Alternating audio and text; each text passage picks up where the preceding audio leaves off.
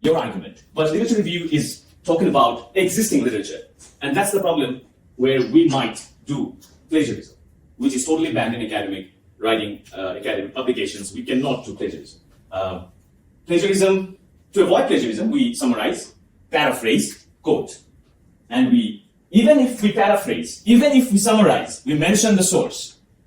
For instance, in our diagnostic writing, an article on AI we were doing, we summarize it totally in our own words, but we have to say from where we got this.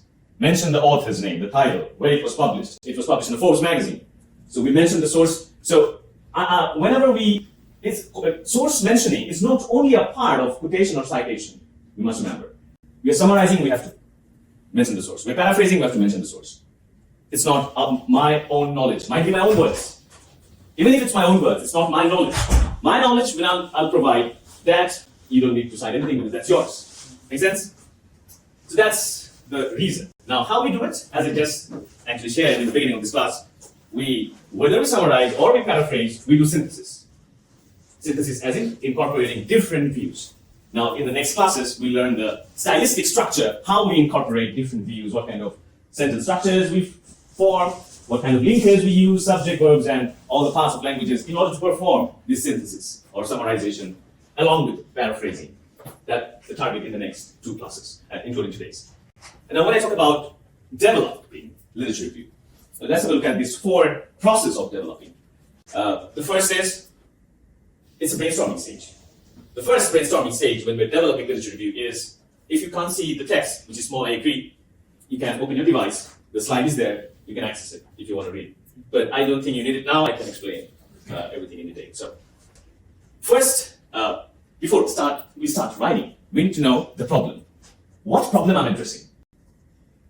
Based on that, I'm searching materials. So I would say maybe most of us already completed these 2 stages. Maybe. I'm not saying we all have done it already, got it. Right? So we might have a problem in our mindset. We know that, this problem I'm going to address. We might have fixed that topic. And based on that, we have perhaps started searching for materials. We are on the way finding materials relevant to the subject that we want to explore. Right? So this is how we develop literature review.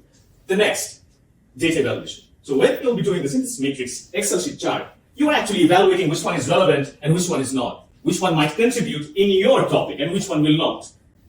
And even if, let's say, you deleted 5, kept 5, and those 5, how will they contribute? The thematic connection between those, the interconnection, that's the evaluation process.